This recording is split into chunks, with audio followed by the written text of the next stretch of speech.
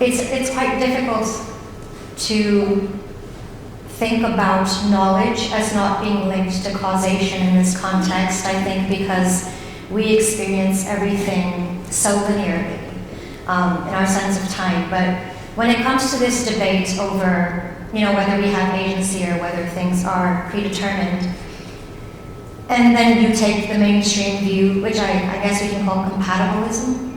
Yeah, would you call it compatibilism? Yes, compatibilism. Yeah, and then we'll call it acquisition of Islamic tradition. Yeah. That's what my experience. Yes.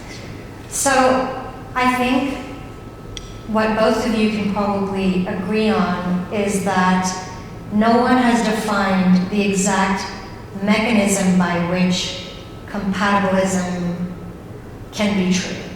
Would you say that's correct? Like, we don't really understand, although there are... No, we do understand, okay. Certainly.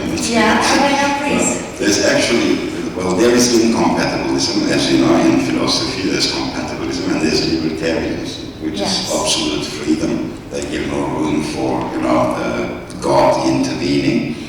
That's not the Islamic view, because I'm here to explain the Islamic view, Islamic theological view. The Islamic view is God is in charge of everything. There's no doubt about that. That's the mainstream view, because from micro-universe to macro-universe, He governs as well. In Islam, we don't only say God creates, but He governs as well.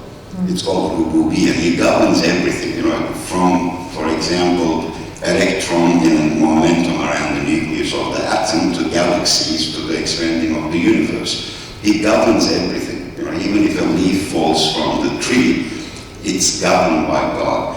But what we say is what causality is. Like he mentioned a similar thing here, Daniel. Causality eventually connects to God, His acts. And we call this, everything is caused. There is causality in the universe, but God is the cause of all causes. So we call God Musabbibul Asbab, the cause of all causes. That's the title we give to Him, because nothing can occur without His creation or governance. Now, here's the tricky part when we talk about destiny and free will.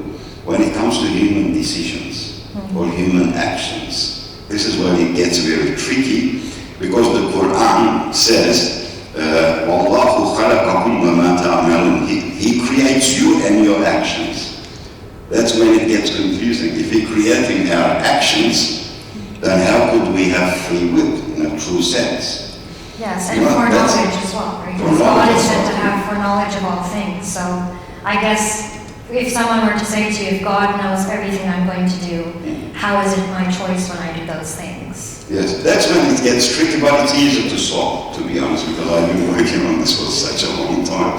And I usually give, very simple examples, analogies, so people can understand them much better. And I say, like, for example, if I have a neighbor, and I get this computer, no one else has any quote, hypothetical, but I can type my neighbor's name in there, and I can see what he's going to do for the next week.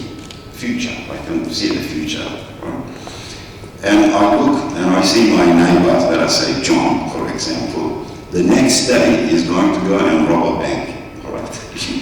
And I note it down, I say, this is the destiny of John, he's going to rob a bank tomorrow. And then John goes and does that. And then he gets caught, he goes to the court, and he says to the judge, it's not my fault, he knew that I was going to do it. So does he get off? No, my knowledge didn't compel him to do that act. I only knew he was going to commit it, but he committed it with his own free will. So God does not negate human will, but He knows what we will do. But He also creates acts as well, including human acts, because we cannot even move our hands like that arm without His creation. Because when we move an arm, we are only making a decision, an intention, using our free will to move our arm. But everything that occurs during that movement through our body, thousands of incidents, muscles contracting, you know, signals going from our neurons, brains, all the way to our muscles. You know, everything working at that time, we have no control over it. We don't control those things. You know, we got about 100 trillion living cells in the human body. They all function beautifully, and we don't even notice it. We sleep at night comfortably, not thinking about it, but they're all working. So in Islamic theology, everything is controlled and governed by God. But we have this inclination we call free will to make choices. Then He creates things based on our choices. Okay. So it connects sort of that way. Yes, it is a tricky thing to wrap one's head around, but I think your example is a good starting point to try to understand it. So Daniel, if someone were to come to you, a young person, and ask the same question, what would you say to them? Like in simple terms, if they're saying, if God knows, you know, what's going to happen to me and God knows my plan, then what's the point of me, you know, putting in efforts to do good? Or is it really my fault if I do something bad? What would you say to them?